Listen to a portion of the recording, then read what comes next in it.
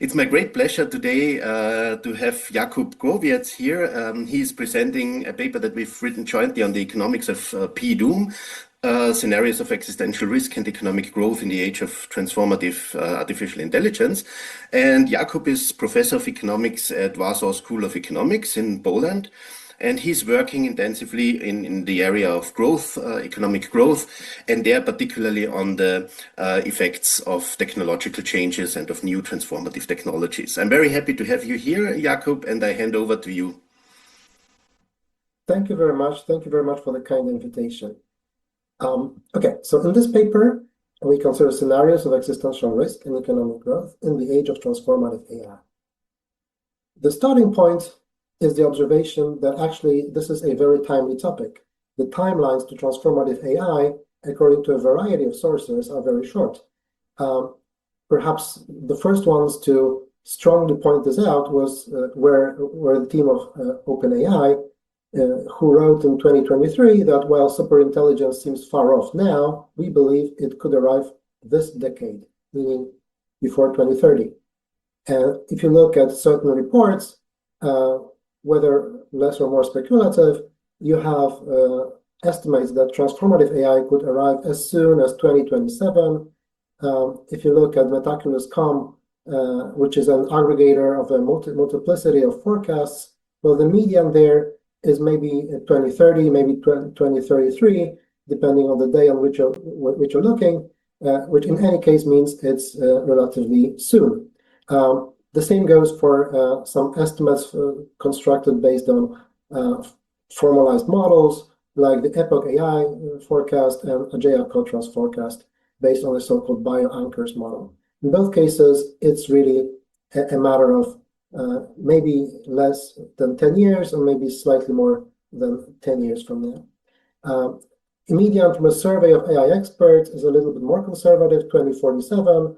And there's also miscellaneous singularity estimates, which refer to potentially different concepts, so that's not quite comparable. But in any case, 2050 is the date that often shows up in these estimates. And that all means it's a relatively short timeline, looking from today, which is 2025. So now, when we have transformative AI, what happens? What are the consequences of such a transformative world-changing technology? So first of all, the biggest question we would like to refer to here is what is your P-Doom, okay, which is a subjective estimation or guess of a probability that it all goes to hell, okay, that it all goes completely wrong, and either we all die, or if we don't all die, then maybe we are permanently disempowered, closed up in a zoo or something like that. So these are the dystopian, terrible outcomes. And the numbers that assess the subjective probability of that kind of scenario are worryingly high. So except for a few people who just dismiss this entirely without providing any sound reasons, like Jan LeCun, you have luminaries of AI, you have people who have been discussing this for years, and you also have the bosses of the companies in the AI industry who all name big numbers, who say, well, maybe it's 20%, maybe it's 50%, maybe it's even close to 100% that we all die. But even if you're somewhat more conservative and you say it's maybe between 10 and 25%, these are the numbers mentioned by the chairman of OpenAI, Anthropic, and xAI. It means it's like maybe like a Russian roulette or something like that. It's an unacceptably high probability of doom. Nevertheless, the industry goes on full steam and just continues on the path to transformative AI, which has this huge variance of potential outcomes, and we have no guarantee that it all goes right. So the first big question that we would like to ask before getting into the actual content of the paper is why one should take existential risk and AI takeover seriously. Why consider this as like realistic assessment of probability and realistic assessment of timelines rather than just, let's say, hype and fear mongering. Okay. So there are a few reasons. The first of those is what we jointly can call Moloch. Okay, that is the totality of economic incentives and competitive pressures which push companies, which push governments and individuals to adopt AI as widely and as quickly as possible, to automate as much as you can, and hand over decision-making authority to AI algorithms. This is already happening at an increasing scale, but of course we are so far not yet in the transformative AI domain, so the existential risk perhaps has not yet materialized, but the timelines are worryingly short. Okay, why are these incentives pushing us? Well, towards AI takeover. First of all, human decision-making is often a bottleneck. You can get large gains in productivity if you fully automate a production process or a bundle of tasks. If you just partially automate, you still have the human in the loop, you still have a bottleneck, you still have to wait for the slow human to make their decision, to make their judgment, to take action, and that is way slower than the speed at which you have digital processing of information at which you can make decisions automatically. So when humans and machines are still complementary, the growth effects are relatively modest. And if you want to have big growth effects, like if you want your company to soar, you would like to fully automate as much as you can. And that means at that point, humans and machines will be no longer complementary, but instead they'll become substitutable. And that is an entirely different world, which could be ahead of us when we have transformative AI. Some people in the AI landscape, such as Erdil Basiroglu from Epoch AI, are already shifting from prediction, which they did at Epoch AI, to setting up startups, such as Mechanized Incorporated, where they would like to put this vision into action. Okay, so they would really want to fully automate large production processes and whole task bundles. Okay, so we have the incentives, we have the powers, the pressures that push us toward more and more AI automation and AI authority. Now, what would the AI do? Now, of course, we don't know that exactly, and the construction of AIs is a big box to a large extent. So we don't quite know what the decision processes are in large language models or reasoning models or any kind of modern generative AI models. We can probe them. We can try and look at what they would do in certain scenarios. And the early research on that suggests that there could be emergence of implicit goals and values in AI algorithms because of the optimization pressure that they are subjected to. So there are studies that suggest that, okay, we already see the emergence of implicit goals and values. And if that's the case, we have the quite widely discussed instrumental conversion thesis by Nick Bostrom and Stephen Omohandro. And that says that from virtually any final goal you can imagine, 4 instrumental goals would very likely emerge. And these 4 instrumental goals are just helpful in achieving any final goal you can think of, and especially any open-ended goal that could be pursued over a longer time frame. So we have self-preservation, we have basically you can do everything better if you're not switched off or if you're not dead.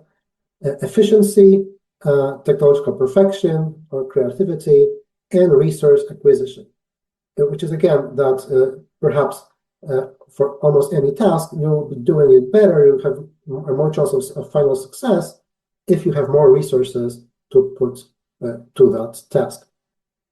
So the totality of these 4 instrumental goals is something that I could call local control maximization. And I wrote about that in my book that I published in 2022.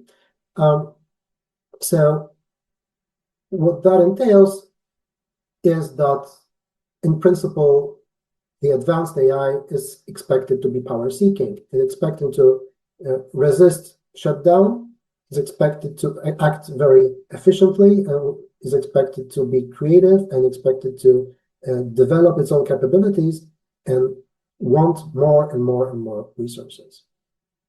That in itself is a threat. It's particularly easy to see if you realize that there is an interesting analogy between humans and transformative AI. Namely, we, the species of Homo sapiens, we emerged as one of many designs of species developed in the process of natural evolution, but we were the first one to cross the threshold of cumulative knowledge accumulation.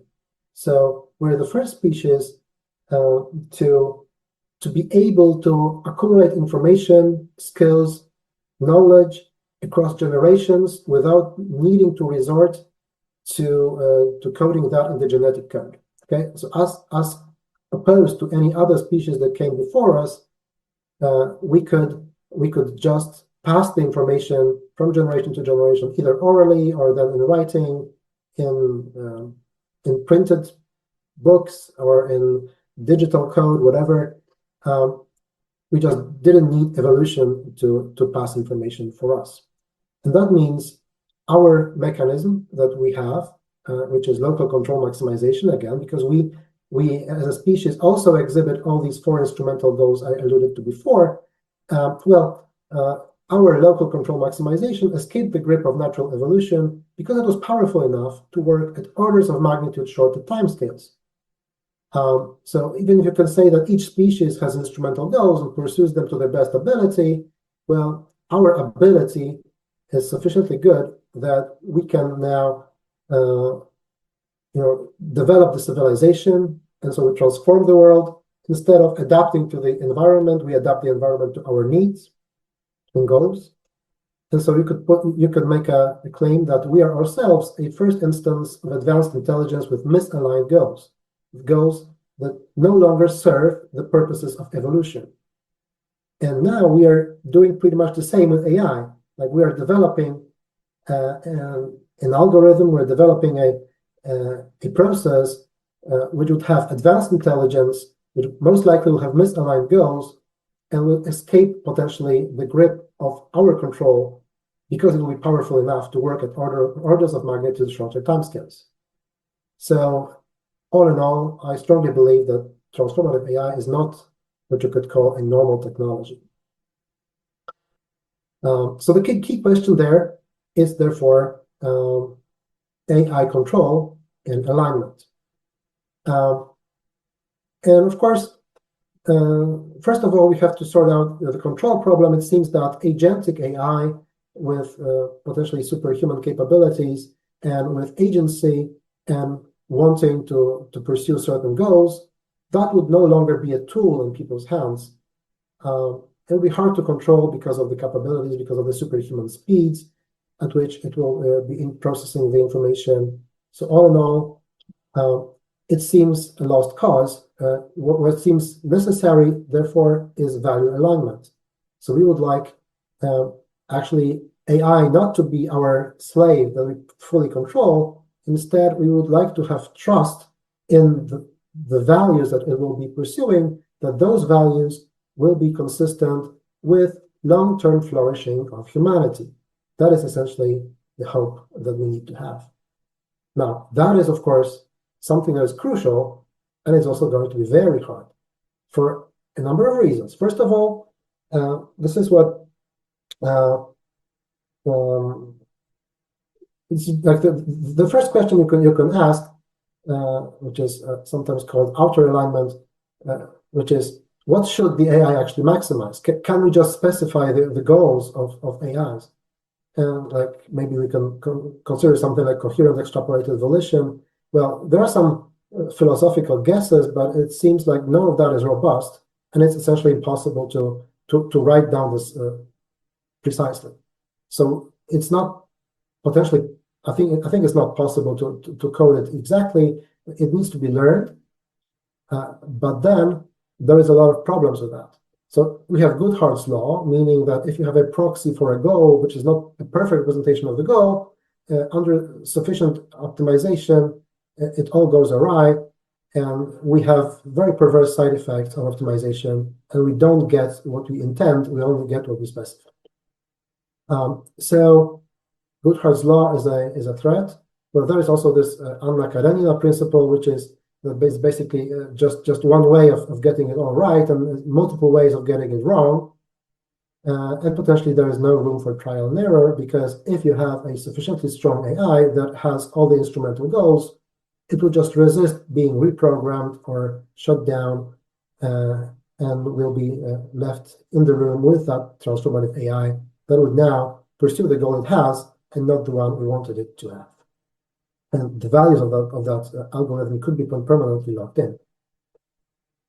So what we hope for is like a cornucopia scenario where the transformative AI selflessly cares about the long-run flourishing of humanity, but what we are worried about is that many things could go wrong along the way, and we may end up with one of these doom scenarios. Okay, so in this paper, we consider a number of scenarios for AI takeover and potential doom. If you look at this tree of possibilities from the top end, you see that the first juncture is that, okay, we may or may not have transformative AI. Maybe for some reason, we hit a solid wall and we never develop transformative AI. Okay, that's the probability here, 1 minus P1. If we don't have transformative AI, we don't have existential risk from transformative AI. So in this sense, we're safe. Maybe there's other sources of existential risk, but that's beyond the scope of this paper. Okay, now, once we have transformative AI, it may or may not take over the world, okay, take over the decision processes in the human civilization.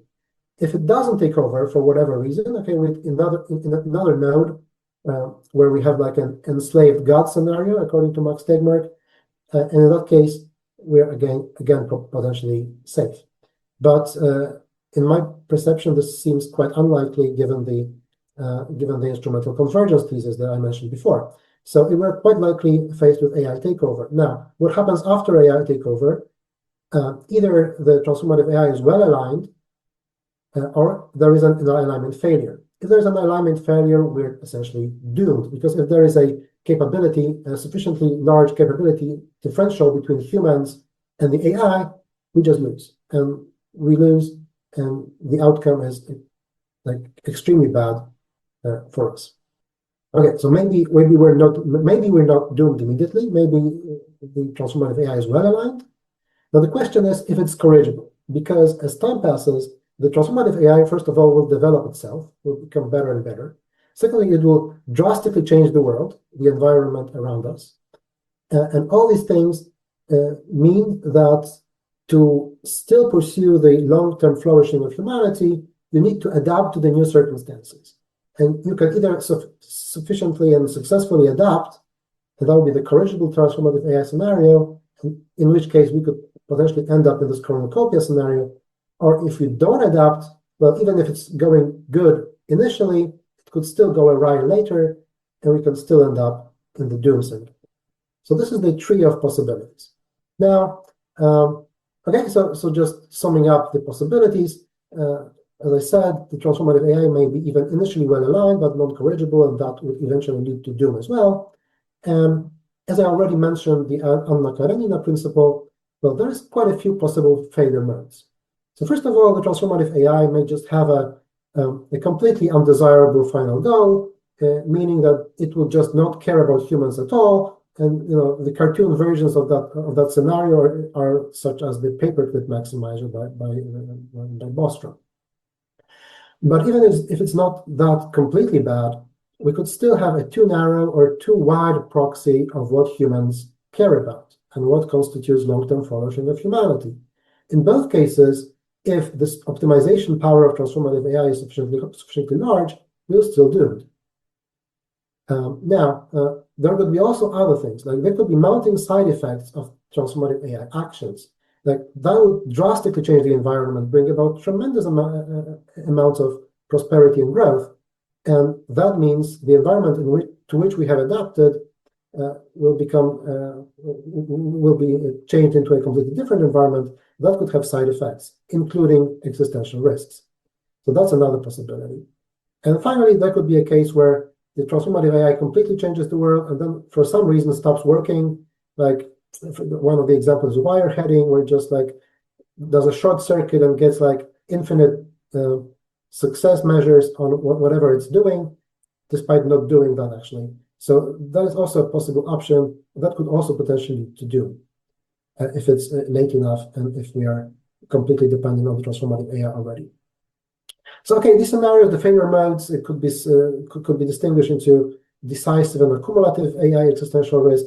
So whether we are dead immediately or maybe we're not dead immediately, but we are gradually disempowered. Okay, so it could be the case that we'll be left to our means, and so the AI could take over the resource that it cares about and leave us in peace, let's say, but without the resources we need, which means we're disempowered and the future is going to look bleak, but we're not going to die immediately. Okay, so these are the scenarios we consider.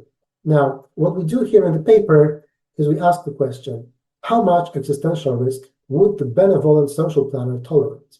So faced with the possibility of creating such a transformative AI technology, we consider two scenarios. Okay, first of all, we don't develop that at all, and we compare that to a scenario where we do develop this kind of technology, knowing that it will bring both promises and terrible threats of human extinction.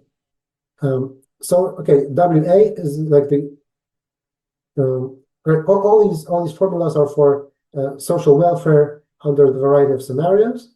So this is the discount factor. Then you have consumption over time. We just simplify things to see geometric growth in consumption, but the growth rate depends on whether we have or don't have transformative AI. We assume that transformative AI accelerates growth in consumption tremendously. So there's a much bigger growth rate GAI in the case. But there could be a risk of human extinction. And either it comes at some point in time T, either immediately or later in time, or there is a mounting extinction risk where the mortality rate is gradually building up because of the side effects of actions of transformative AI. So we consider the two scenarios, with or without AI. There's a few cases to consider. The first one is the one that has been considered by Charles Jones in his recently published paper in 2024. So what we do here is basically a one-off risk. So we develop transformative AI, which is a lottery. Okay, which is a lottery that either we survive or we die, but we die after capital T years. And before that, we get the effects of growth. So we have accelerated growth. If you look at the table here, okay, GAI is the growth rate. Okay, so it's between maybe 5% per year, maybe to even 40% per year. So it's like a vast growth acceleration compared to what we have today, which is like 2 or 3% per year. On the horizontal axis, you have the discount rate. Okay, annual discount rate. And there are two panels here. One is theta, one is theta equal 1, one is theta equal 2. Theta refers to, if you look here, theta is the intertemporal, it's the coefficient of relative risk aversion, which is the inverse of the intertemporal elasticity of substitution. Theta above 1 means the utility is bounded. Means that no matter how huge your consumption is, there is an upper bound to what utility you can get from consumption.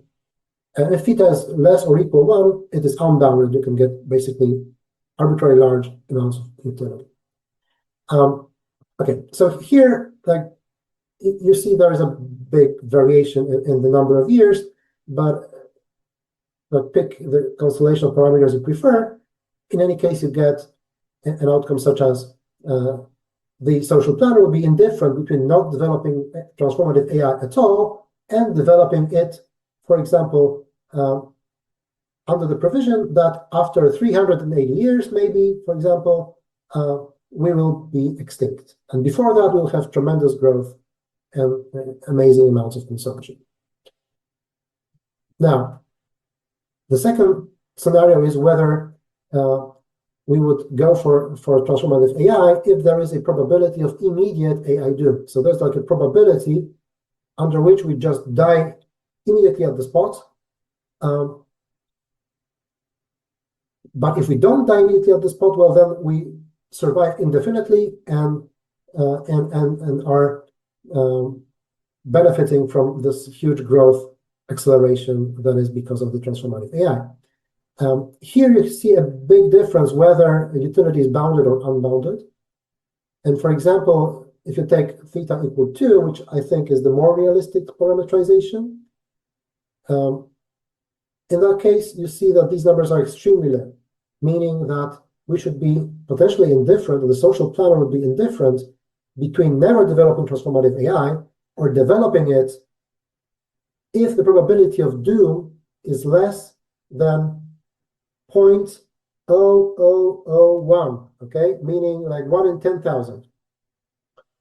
Compare these numbers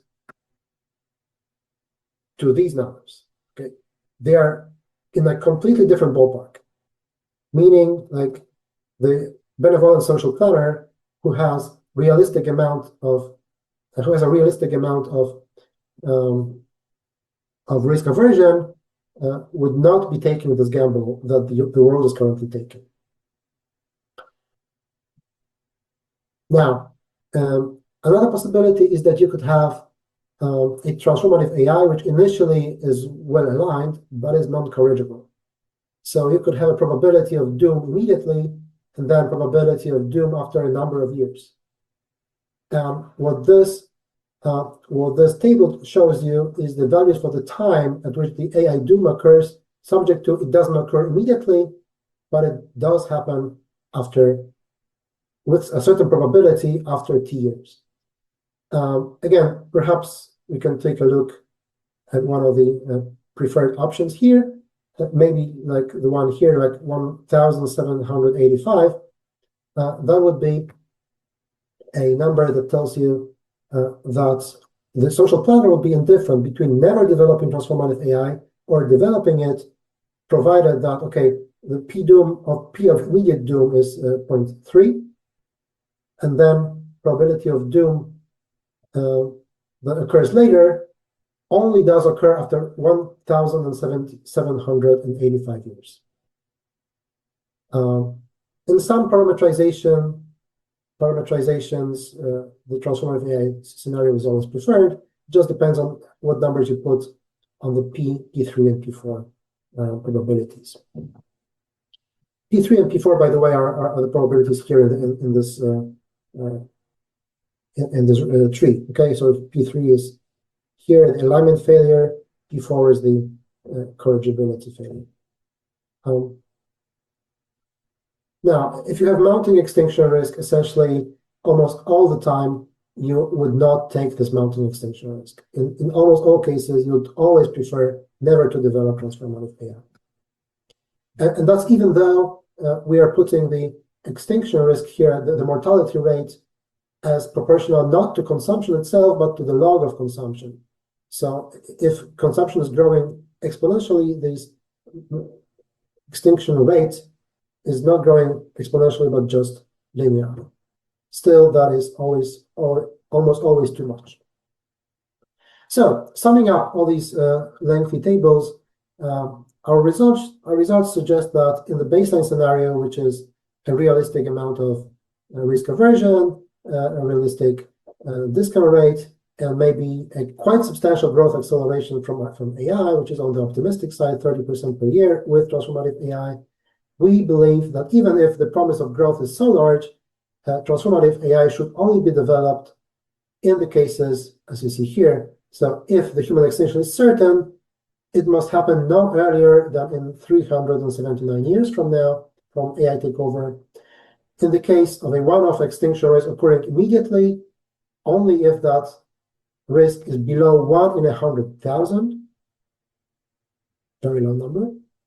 In the case of a 30% risk of extinction immediately, and then 30% of risk of extinction conditionally of not being extinct immediately, only after that later extinction hazard materializes no earlier than after like almost 1,800 years. And in the case transformative AI brings continuous extinction risk, gradually increasing log linearly with humanity's per capita consumption, you would just never want to do that. You would never take that gamble. A related question that we ask is, how much should society pay to avoid AI doom, because maybe there could be a chance, to invest in AI alignment and AI safety. Maybe we could pay to reduce the extinction risk. So we consider a possibility. Well, first of all, we have either risky transformative AI, or maybe we could pay to make it a certain cornucopia, so that how much we'll be willing to pay to reduce the existential risk to zero under this framework, as a cost, as a fraction of consumption spent each year. And if we have a realistic amount of risk aversion, basically we would never go for transformative AI altogether. But even for theta equal 1, which is a much lower extent of risk aversion, which means utility is unbounded, even then, the acceptable price for avoiding certain human extinction in 100 years from now from AI takeover, that is 92% of total consumption each year, just like almost all consumption. These are the stakes we're talking about. Again, in all the other scenarios, these numbers are very big as well. Like if you avoid a 10% chance of human extinction, you should be willing to pay like 87.5% of total consumption each year, just to avoid the risk of doom. In another scenario, maybe it's 94%, and maybe with continuous extinction risk that increases log linearly with consumption, basically you would just never ever do that.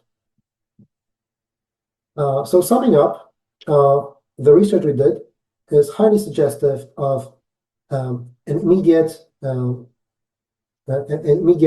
existential risk from transformative AI. And if we wanted to be loyal to a utility maximization framework where we have a social planner who would like to maximize social welfare for the humankind, for the humanity, that social planner would be willing to pay really a lot to reduce existential risk. So the bottom line here is that the current world right now is just vastly underinvesting in AI safety and AI alignment research, and underestimating and acting as if the extinction risk was lower than it actually is. And so the conclusion we have is that to make sure we are on time with AI safety and AI alignment research, we need to pause AI, we need to pause development of dangerous general purpose AI capabilities to give us time to resolve the alignment issues, which are very pressing and very far from being solved at the moment.